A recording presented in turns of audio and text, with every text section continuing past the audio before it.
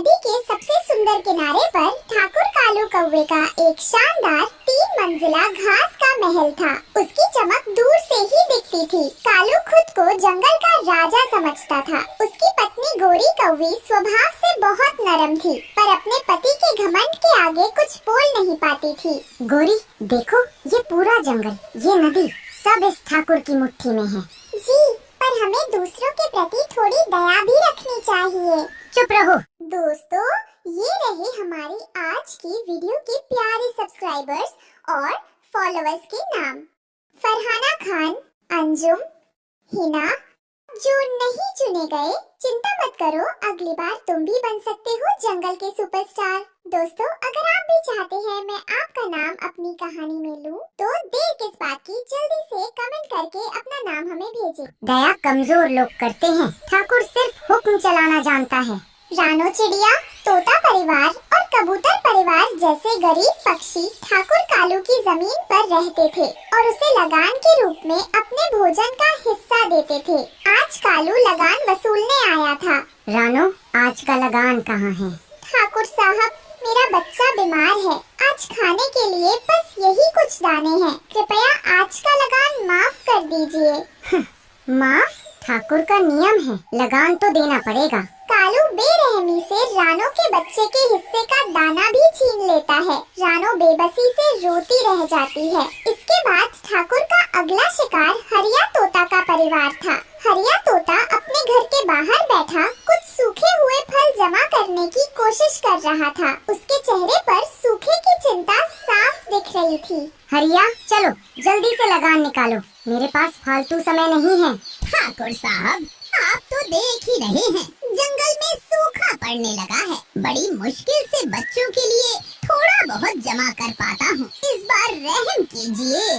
तो क्या सूखा पड़ा है तो मैं अपना हिस्सा छोड़ दूं? ये जमीन मेरी है, या तो लगान दो या ये जगह खाली करो।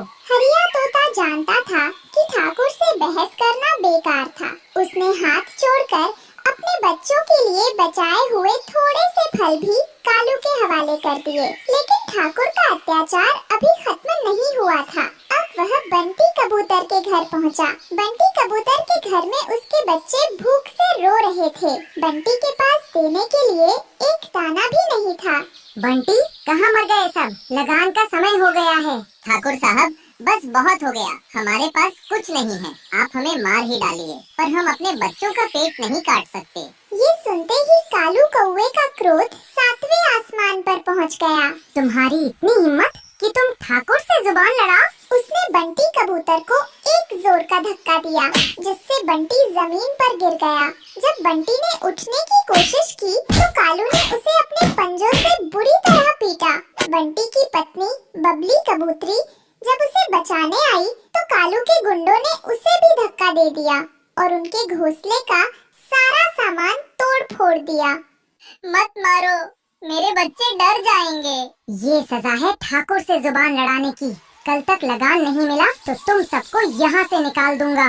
उस दिन पूरे जंगल ने ठाकुर कालू कौवे का असली चेहरा देखा। वह सिर्फ एक लालची जमींदार नहीं, बल्कि एक क्रूर अत्याचारी था। बंटी कबूतर जमीन पर घायल पड़ा था और पूरा जंगल बेबसी के आंसू रो रहा था। कुछ हफ्ते बाद जंगल में भयानक सूखा पड़ गया। जमीन बंजर हो गई और दाने का एक टुकड़ा भी मिलना मुश्किल हो गया। सभी पक्षी भूख से तड़प रहे थे। बंटी भैया, बच्चे भूख से रो रहे हैं। समझ नहीं आता क्या करे। हाँ हरिया भैया, ऐसी मुसीबत तो कभी नहीं देखी। सूखे के बावजूद कालू लगान वसूलने पहुंच गया। ठाकुर साहब, रहम कीजिए, जंगल में कुछ भी नहीं बचा है, हम आपको लगान कहाँ से दें? ये मैं नहीं जानता। अगर कल तक लगान नहीं मिला तो मैं तुम सबको इस जंगल से निकाल दूंगा। उसकी क्रूरता देखकर सभी की आंखों में आंसू आ गए। अगली सुबह जंगल का एक बूढ़ा साधु पक्षी, जो मौसम का हाल जानता था, सबको इकट्ठा करता है। सब लोग मेरी बात ध्यान से सुनो। इस भयानक सूखे के बाद एक महाबाढ़ आएगी। नदी अपना रास्ता बदलेगी। अपनी जान बचानी है तो ऊंची पहाड़ियों पर चले जाओ। यह सुनकर सब पक्षी डर जाते हैं। और अपनी तैयारी शुरू कर देते हैं। जब रानो और हरिया तोता ये खबर कालू को देते हैं तो वह जोर जोर से हंसने लगता है। पागल हो गई हो तुम सब। ये नदी मेरे ठाकुर घराने की गुलाम है। ये मेरी जमीन को छूने की हिम्मत भी नहीं कर सकती। कोई कहीं नहीं जाएगा। रानो, तोता और कबूतर परिवार कालू की बात ना मानकर रात के अंधेरे में चुपचाप अपना थोड़ा बहुत सामान लेकर ऊंची पहाड़ियों की तरफ चले जाते हैं। वे जानते थे कि ठाकुर का घमंड उन्हें ले डूबेगा। उल्लू साधु की चेतावनी सच हो गई। आधी रात को नदी में भयानक बाढ़ आ गई। पानी की ऊंची ऊंची लहरें किसी दैत्य की तरह शोर मचाती हुई आगे बढ़ने लगीं। सुनिए जी, नदी का पानी बढ़ रहा है। साधु की बात सच हो गई। चुप रहो, कुछ नहीं होगा। पानी की पहली लहर ने कालू के घास के महल की नींव को हिला दिया। दूसरी लहर ने पहली मंजिल को बहा दिया। कालू का घमंड अब डर में बदल रहा था। गोरी, जल्दी ऊपर चलो। वह और गोरी अपनी जान बचाने के लिए महल की सबसे ऊपरी छत पर चढ़ जाते हैं। कालू और गोरी बेबसी से अपने सपनों के महल को पानी में डूबते हुए देख रहे थे। तभी कालू को नदी के पानी में वो सब कुछ बहता हुआ दिखा जो उसने गरीबों से छीना था। अनाज के दाने, बच्चों के खिलौने और फिर उसे पानी की हर लहर में रानो के भूखे बच्चे का रोता हुआ चेहरा दिखाई देने लगा। उसे हरिया तोते की बेबसी और कबूतर की लाचारी दिखने लगी। ये देखकर उसका दिल कांप उठा। नदी उससे उसका कर्ज वसूल रही थी। सुबह जब सूरज निकला तो कालू और गोरी एक बहते हुए तिनके के सहारे एक सुनसान किनारे पर पहुंचते हैं। उनके पास अब कुछ नहीं था। वे उन पक्षियों से भी ज्यादा गरीब हो चुके थे जिन पर वे अत्याचार करते थे। तभी रानो चिड़िया और हरिया तोता वहां आते हैं। ठाकुर साहब, ये थोड़ा सा भोजन कर लीजिए। कालू की आंखों से आंसू बहने लगे। उसने अपना सिर शर्म से झुका लिया। आज प्रकृति ने उसे सिखा दिया था कि सबसे बड़ा ठाकुर समय होता है जो हर घमंड का हिसाब बराबर कर देता है। इस कहानी से हमें सीख मिलती है कि प्रकृति किसी की जागीर नहीं होती, वह सिर्फ अपना कर्ज वसूलना जानती है। घमंड और लालच से बना महल एक दिन पानी में जरूर बह जाता है। जंगल में आज एक नई खुशी का माहौल था। रानो चिड़िया कई सालों के इंतजार के बाद फिर से माँ बनने वाली थी। उसके घोंसले में 3 नन्हे अंडे रखे थे जो उसकी दुनिया थे। मेरे प्यारे बच्चों, जल्दी से बाहर आ जाओ। मैं तुम्हारी मीठी आवाज सुनने के लिए इंतजार कर रही हूँ। रानो का पति भी बहुत खुश था। उन्होंने मिलकर अपने घोंसले को और भी सुंदर बनाया था। एक शाम जंगल का चौराहा पर हरिया तोता का परिवार, बिंदिया चिड़िया और बुलबुल सब रानो को बधाई देने आए थे। बहुत बहुत बधाई हो रानो, ये खबर सुनकर हमें बहुत खुशी हुई। हाँ रानो, तुम्हारे बच्चे बहुत प्यारे होंगे। हम उनके जन्म का इंतजार करेंगे। सुबह जब रानो नींद से जागी तो उसके घोंसले में एक भयानक सन्नाटा था। उसके अंडे जो कल तक वहाँ थे गायब थे। रानो की चीख पूरे जंगल में गूंज उठी। मेरे अंडे, मेरे बच्चे कहाँ हैं? कोई मेरे बच्चों को बचाओ। रानो घोंसले में इधर उधर भागने लगी। उसकी आंखों में अंधेरा छा गया था। उसकी उम्मीदें एक पल में टूट गई थी। जल्द ही पूरे जंगल से यही दर्दनाक खबर आने लगी। बिंदिया चिड़िया, बुलबुल और कई और पक्षियों के अंडे भी चोरी हो गए थे। जंगल की खुशियाँ मातम में बदल गई थी। मेरे बच्चे, कौन ले गया मेरे बच्चों को? अब क्या होगा? हमारी सारी उम्मीदें खत्म हो गईं। हर घर में रोने की आवाजें थीं। कोई नहीं जानता था कि ये किसने किया। कालू कौवा जो रानो की खुशी से जला करता था, जब अपने घोंसले में पहुंचा तो उसके पैरों तले जमीन खिसक गई। उसके भी अंडे गायब थे। पहली बार उसे वही दर्द महसूस हुआ जो रानो और दूसरे पक्षियों को हो रहा था। कौन है ये जिसने मेरे बच्चों को चुराया? मैं उसे छोड़ूंगा नहीं। हमारे बच्चे सब खत्म हो गया। पूरा जंगल रो रहा था और हार मान चुका चुका था, लेकिन रानो अपने टूटे हुए दिल के साथ भी हार मानने को तैयार नहीं थी। वो अकेली ही जंगल में भटक रही थी, हर पत्ती, हर टहनी पर अपने अंडों को ढूंढ रही थी। उसकी आंखों में आंसू थे, पर पैरों में हिम्मत। एक माँ की इस बेबसी और हिम्मत को देखकर कालू कौवा दूर से सब देख रहा था। उसका पत्थर दिल पिघलने लगा था। उसे अपनी पिछली गलतियों पर पछतावा हो रहा था। कालू कौवा धीरे से रानो के पास आता है। रानो, तुम अकेली क्यों भटक रही हो? मुझे मेरे बच्चे चाहिए कालू, मुझे उन्हें ढूंढना है। रानो, मैं जानता हूँ मैंने तुम्हें बहुत दुख दिया है। मैं अपनी गलतियों के लिए माफी चाहता हूँ, पर अब ये लड़ाई सिर्फ तुम्हारी नहीं, हम सबकी है। मेरे अंडे भी चोरी हुए हैं। रानो हैरान होकर कालू को देखती है। पहली बार कालू के चेहरे पर गुस्सा नहीं, बल्कि दर्द और प्रायश्चित दिख रहा था। कालू ने अपनी कौवों की टोली को इकट्ठा किया। उसने अपनी चालाकी का इस्तेमाल करके उस चोर का पता लगाना शुरू किया। जल्द ही उसे पता चल गया कि ये काम काले नाग का है, जो जंगल के बाहरी हिस्से में रहता था। वो काला नाग ही हमारा दुश्मन है। उसने ही हमारे अंडे चुराए हैं। हम सबको मिलकर उसे सबक सिखाना होगा। कालू, तुम हमारे दुश्मन थे, हम तुम पर कैसे भरोसा करें? हमें कालू पर भरोसा करना होगा। आज वो हमारी तरह ही एक माँ बाप है। उसका दर्द झूठा नहीं है। अगली सुबह सभी पक्षी एकजुट हो काले नाग के बिल के पास पहुँचते हैं। कालू एक योजना बनाता है।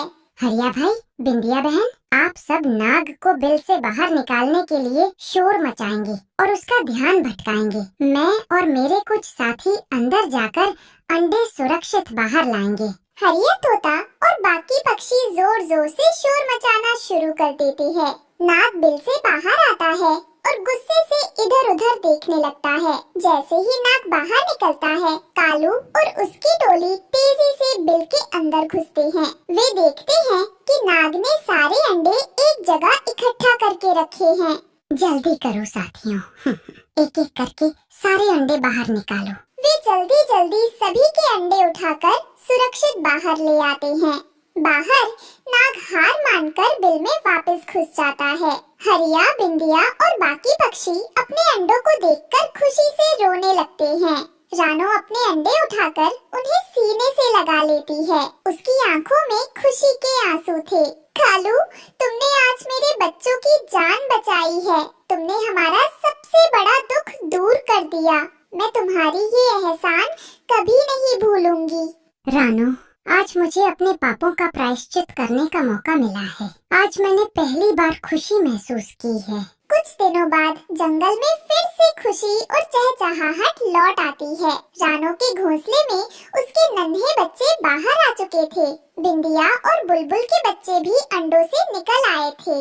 उस दिन जंगल ने सीखा कि साझा दर्द सबसे बड़े दुश्मनों को भी दोस्त बना देता है और एक माँ की हिम्मत सबसे बड़े बदलाव की वजह बन सकती है। कालू कौवा अब जंगल का हीरो था और रानो का दोस्त। जंगल में सोने जैसी धूप खिली हुई थी। जंगल के बीच में बहता जीवन धारा झरना, जिसका पानी मिश्री जैसा मीठा था, सबकी प्यास बुझाता था। रानो चिड़िया अपने पक्के दोस्त हरिया तोता के साथ बैठी हुई थी। तभी वहाँ एक नया तोता उड़ता हुआ आया, जिसके पंख लाल थे और बोलने का अंदाज बहुत मीठा था।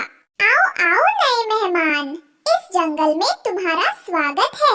धन्यवाद, धन्यवाद। हमारा नाम लालू है। हम पास के गांव से आए हैं। सुना है आपके जंगल का पानी बहुत मीठा है। सही सुना है दोस्त, ये जीवन धारा हमारे जंगल की शान है। मैं हरिया तोता हूँ और ये मेरी सबसे अच्छी दोस्त रानो चिड़िया है।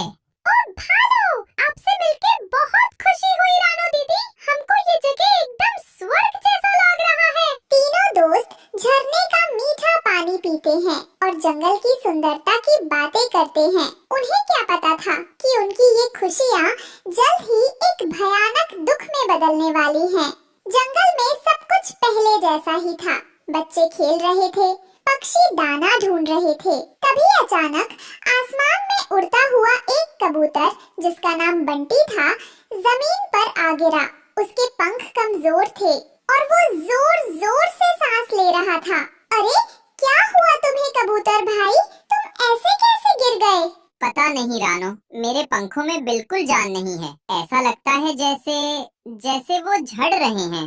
ये अजीब है, मैंने ऐसा पहले कभी नहीं देखा। ये ठीक नहीं लग रहा है हरियादा, हमें जंगल के हकीम जी को बुलाना चाहिए। ये जंगल में फैलने वाली उस भयानक बीमारी की पहली दस्तक थी, जिसका नाम था पंखछड़। एक हफ्ते के अंदर पंखछड़ बीमारी पूरे जंगल में आग की तरह फैल गई। हर दूसरा पक्षी इसका शिकार हो रहा था। जिसके भी पंख झड़ते वो उड़ नहीं पाता और धीरे धीरे भूख और लाचारी से मर जाता। ये क्या मुसीबत आ गई है? अगर मैं बीमार हो गया तो मेरा क्या होगा? रानो देखो, लालू की तबीयत भी खराब हो रही है। उसके पंख भी कमजोर लग रही हैं। रानो दीदी, हमको बहुत डर लग रहा है, हम उड़ नहीं पा रहे हैं। हिम्मत रखो लालू, मैं कुछ करती हूँ। हम सब मिलकर इस मुसीबत से लड़ेंगे। लेकिन रानो को भी कोई रास्ता नहीं दिख रहा था। जंगल का हर परिवार इस दर्द से गुजर रहा था। रानो, चिड़िया, जंगल के सबसे बूढ़े और समझदार उल्लू बाबा हकीम के पास आखिरी उम्मीद लेकर पहुँची। हकीम खुद बहुत बीमार थे और अपनी आखिरी सांसें गिन रहे थे। हकीम बाबा, कृपया हमारी मदद कीजिए, पूरा जंगल तबाह हो रहा है। इस पंखझड़ का कोई इलाज तो होगा? इलाज है बेटी, सिर्फ एक ही इलाज है। तो बताइए ना बाबा, मैं कुछ भी करूंगी। हिमालय की चोटी पर एक दुर्लभ जड़ी बूटी मिलती है जिसका नाम है संजीवनी बूटी। वो इस बीमारी को ठीक कर सकती है। तो मैं ले आऊंगी बाबा। लेकिन उसकी एक बहुत बड़ी कीमत चुकानी होगी। उस जड़ी बूटी को पीसकर जंगल के जीवन धारा झरने में मिलाना होगा। ये तो आसान है, मैं कर दूंगी बाबा। नहीं बेटी, आसान नहीं है। जैसे ही वे जड़ी बूटी झरने में मिलेगी, झरने का पानी पूरे एक मौसम के लिए कड़वा जहर बन जाएगा। ये सुनकर रानो सन्नाटे में आ गई और हकीम बाबा ये बात कहकर भगवान को प्यारे हो जाते हैं। अब ये राज और ये भयानक फैसला सिर्फ रानो के कंधों पर था। वो अपने घोंसले में बैठी थी। उसके सामने दो रास्ते थे। एक तरफ मेरा पूरा जंगल है, मेरे दोस्त, उनके बच्चे जो एक एक करके मर रहे हैं, और दूसरी तरफ वो मीठा पानी जो उनकी जिंदगी है। अगर मैंने पानी को कड़वा कर दिया तो वो सब मुझसे नफरत करेंगे। वो कभी नहीं समझेंगे, वो मुझे गद्दार कहेंगे। लेकिन अगर मैंने ऐसा नहीं किया तो वो सब मर जाएंगे। रानो की नजर बीमार लालू तोता पर पड़ती है जो दर्द से तड़प रहा था। फिर उसे छोटे छोटे बच्चे याद आते हैं जो उड़ने से पहले ही जमीन पर गिर रहे थे। उसकी आंखों से आंसू बहने लगते हैं। उसने फैसला कर लिया था, भले ही मेरा जंगल मुझसे नफरत करे, लेकिन मैं उसे मरने नहीं दे सकती। रात इतनी अंधेरी थी कि चांदनी भी डरी हुई लग रही थी। रानो चिड़िया अकेले ही चुपचाप संजीवनी बूटी लेकर झरने के पास पहुंची। उसके हाथ कांप रहे थे। हे जीवन धारा, मुझे माफ कर देना, मैं तुम्हारी मिठास में जहर मिलाने जा रही हूँ, लेकिन ये मेरे दोस्तों की जिंदगी के लिए जरूरी है। रानो अपनी आंखें बंद करती है और जड़ी बूटी को पीसकर झरने के पानी में मिला देती है। पानी में मिलते ही जड़ी बूटी घुल जाती है और पानी का रंग हल्का सा बदल जाता है। रानो रोते हुए वहाँ से अंधेरे में गायब हो जाती है। सुबह होते ही सभी पक्षी प्यास बुझाने के लिए झरने पर आते हैं। कालू कौवा सबसे आगे था। छी, ये क्या है? पानी इतना कड़वा कैसे हो गया? ये तो जहर जैसा लग रहा है। हाँ, अचानक पानी को क्या हो गया? ओ माँ, ये तो पीने लायक एकदम नहीं है। पूरे जंगल में हाहाकार मच जाता है। सब परेशान हो जाते हैं कि अब वो क्या पिएंगे। रानो चुपचाप एक पेड़ के पीछे खड़ी सब देख रही थी। उसकी आंखों में आंसू थे। जंगल के सारे पक्षी इस नई मुसीबत पर चर्चा करने के लिए इकट्ठा हुए थे। तभी कालू कौवा सबके सामने आता है। दोस्तों, क्या आपने सोचा कि ये पानी अचानक कड़वा कैसे हो गया? ये अपने आप नहीं हुआ है, इसके पीछे किसी की साजिश है। कैसी कालू? मैंने कल रात रानो को झरने के पास कुछ मिलाते हुए देखा था। ये सब इसी का किया धरा है। ये हम सबसे बदला लेना चाहती है। इसने हमारे पानी में जहर मिला दिया है। ये सुनकर सब लोग हैरान रह जाते हैं। सबकी नजरें रानो पर टिक जाती हैं, जो खामोश खड़ी थी। चुप रहो कालू, तुम झूठ बोल रहे हो। रानो ऐसा कभी नहीं कर सकती। एकदम ठीक, रानो दीदी तो सबकी मदद करती है। वो ऐसा पाप नहीं कर सकती। तो फिर ये चुप क्यों है? अगर इसने कुछ नहीं किया तो सफाई दे। बोलो रानो, क्यों मिलाया तुमने जहर? रानो कुछ नहीं बोलती। वो हकीम को दिया वचन नहीं तोड़ सकती थी। उसकी खामोशी को सबने उसका गुनाह मान लिया। भीड़ में से गद्दार और दुश्मन की आवाजें आने लगती हैं। रानो चिड़िया, तुमने हम सबके साथ विश्वासघात किया है। तुम्हारी खामोशी ने सब साबित कर दिया है। कल सूरज उगने से पहले तुम ये जंगल छोड़कर चली जाओगी। ये फैसला सुनकर रानो का दिल टूट जाता है, लेकिन वो अपने आंसू पी जाती है। अगली सुबह रानो चिड़िया अकेली अपना टूटा हुआ दिल लेकर जंगल छोड़कर जा रही थी। वही पक्षी जिनकी जान उसने बचाई थी, आज उसे नफरत से देख रहे थे। हरिया और लालू उसके पास आते हैं। रानो, हमें सच बताओ, हम तुम पर विश्वास करते हैं। रानो दीदी, हमको छोड़ के मत जाओ। अपना ख्याल रखना मेरे दोस्तों, शायद यही मेरी किस्मत है। रानो आखिरी बार अपने जंगल को देखती है और अनजान रास्तों पर उड़ जाती है। कुछ हफ्ते बाद पानी अभी भी कड़वा था, लेकिन एक चमत्कार हो रहा था। जो भी पक्षी बीमार थे, वो अब ठीक हो रहे थे। उनके पंख फिर से मजबूत हो गए थे। लालू तोता, जो उड़ नहीं पा रहा था, अब आसमान में उड़ रहा था। हरियाणा, एक बात समझ नहीं आ रही। पानी कड़वा है, लेकिन हम सब ठीक हो गए। पंखचढ़ बीमारी खत्म हो गई। हाँ लालू, ये अजीब है। ऐसा लगता है जैसे इस कड़वे पानी में ही इलाज था। और ये सब रानो के जाने के बाद ही हुआ। दोनों दोस्तों को धीरे धीरे सच का एहसास होने लगता है। एक मौसम बाद सुबह जब हरिया तोता झरने पर पानी पीने गया, तो वो हैरान रह गया। पानी फिर से मिश्री जैसा मीठा हो गया था। एक पूरा मौसम बीत चुका था।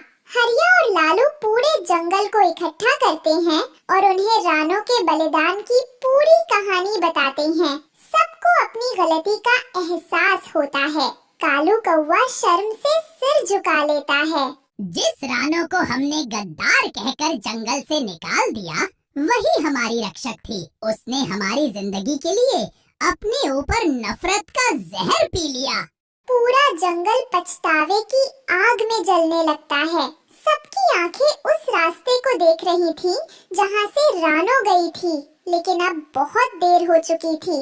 रानो जा चुकी थी और अपने पीछे एक ऐसी कहानी छोड़ गई थी जो जंगल हमेशा याद रखेगा।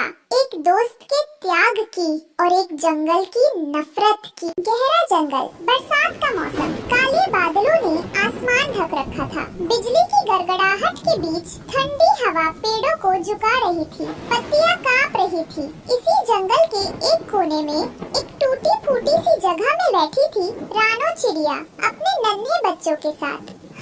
बस थोड़ी देर और सहलो मेरे लाल, ये बारिश थमेगी।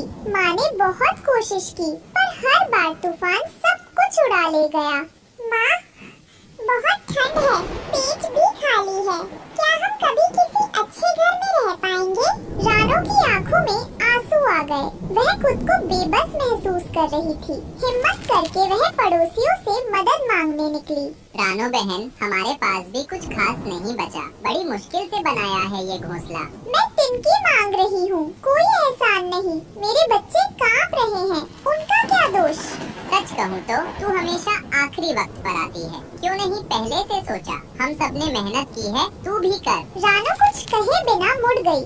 उसकी आंखें भीग गई थीं, शायद बारिश से, शायद अपमान से। तोते का घर रंग बिरंगे फूलों और तिनकों से सजा हुआ था। चारों तरफ हंसी खुशी का माहौल था। तोता भाई, बस कुछ तिनके, बच्चों को ठंडी मार रही है। रानो, तू फिर आई। मेहनत करके घर बनाना सबको आता है, तू क्यों हर बार दूसरों पर निर्भर रहती है? मैंने भी मेहनत की पर हर बार तबाही आई। इस बार सिर्फ बच्चों के लिए आई हूँ। बच्चे तो सबके होते हैं, अब हर कोई तुझे अपना हिस्सा दे, ये कहाँ का न्याय है? रानो फिर चुप रह गई। जवाब में उसका मौन ही सब कुछ कह गया। रानो अब पहुंची जंगल के बुजुर्ग उल्लू दादा के पास। उम्मीद थी कि वे कुछ समझेंगे। दादा, कुछ तिनके दे दीजिए, बच्चे बीमार हो रहे हैं, आप तो सब समझते हैं। रानो, मैं तुझे कई बार समझा चुका हूँ, बरसात हर साल आती है, कब तक दूसरों पर रोती रहेगी? गलती मेरी है, मानती हूँ, मगर बच्चों की सजा क्यों? उनके लिए कुछ करिए। सच कहूँ तो यही दुनिया का नियम है, जो समय पर काम नहीं करता वो पछताता है। रानो का दिल टूट गया, लेकिन उसने फिर भी किसी को कोसा नहीं, बस आगे बढ़ गई। अब वो पहुंची गोरी कौवी के पास। वहाँ रोशनी और रंग थे, अंदर से गाने की आवाज आ रही थी। गोरी बहन, तिनके नहीं, थोड़ी दया दे दो, बच्चों के लिए आई हूँ। ओहो, फिर से वही नाटक। रानो, हम सब अपनी मेहनत से यहाँ पहुँचे हैं, तू हर बार मुँह उठाकर चली आती है। इस बार बात मेरी नहीं, बच्चों की है, तो अपनी औकात के हिसाब से जी, हमें अपनी खुशियाँ खराब नहीं करनी। दरवाजा बंद हो गया। रानो चुपचाप लौटने लगी। तभी झाड़ियों में से आवाज आई, अरे रानो, बड़ी हालत खराब है, चलो मेरे लिए दाना चुग लाओ, मैं एक कोना दे दूंगा घोंसले का। दर्द का मजाक मत बना कालू, भगवान सब देखता है। वह वहाँ से चली गई। अगली सुबह जंगल भीग चुका था। रानो थककर एक पुराने गुलाब के पौधे के पास बैठ गई। हे मालिक, अब तुझी से आस है, तूने दिया तो सब कुछ मिल सकता है। तभी पौधे से हल्की रोशनी निकली, गुलाब की पत्तियाँ हिलने लगीं। रानो, तेरी सच्चाई ने मुझे जगा दिया है। तू मेरे फूलों और पत्तियों से अपना घर बना ले, मैं तुझे हमेशा छुपाऊंगा। गुलाब, तुम बोल सकते हो? सचमुच? हाँ, जब दिल साफ हो तो कुदरत खुद बोलती है। ले, ये मेरा तोहफा है। रानो ने कांपते हाथों से फूलों और पत्तियों को इकट्ठा किया। देखते ही देखते वहाँ एक खूबसूरत गुलाबी घर बन गया, महकता हुआ, मजबूत और गर्माहट भरा। माँ, ये घर कितना सुंदर है, इसमें तो खुशबू भी है। ये मेरी मेहनत नहीं, तेरी दुआ और गुलाब का करम है। ये खबर जंगल में फैल गई। पक्षी हैरान थे। रानो के पास अब गुलाब का घर, वो भी ऐसा सुंदर। शायद हम सबने गलत समझा उसे, उसका दिल तो सबसे बड़ा निकला। एक रात कालू कौवा चुपचाप गुलाब के घर के पास पहुंचा। जलन उसे अंदर से खा रही थी। ये घर तो मेरा होना चाहिए था, मैं इसे चुरा लूंगा। जैसे ही उसने कांटों को तोड़ा, उसके पंख में कांटा चुभ गया। आह, ये कांटे, ये घर तो किला है। हे ईश्वर, इसे भी रास्ता दिखा। अगली सुबह पक्षी रानो के पास आए। रानो बहन, हमने तुझे समझा नहीं, हमें माफ कर दो। जब कोई टूटा होता है तभी अपनों की पहचान होती है। हाँ, मैं सब भूल चुकी हूँ। क्या हम भी इस गुलाब के घर में रह सकते हैं? इस घर की दीवारें प्यार से बनी हैं, सबके लिए खुली हैं। सभी पक्षी मिलकर उस घर का हिस्सा बन गए, प्यार, सहयोग और दया के साथ। कालू कौवा अकेला रह गया। उसकी चालाकी उसे किसी लायक नहीं छोड़ पाई। काश मैं भी नहीं खोता। याद रखना बेटा, सच्चाई, सब्र और दुआओं की ताकत किसी भी तूफान से बड़ी होती है। भगवान देर करता है, लेकिन अंधेर नहीं।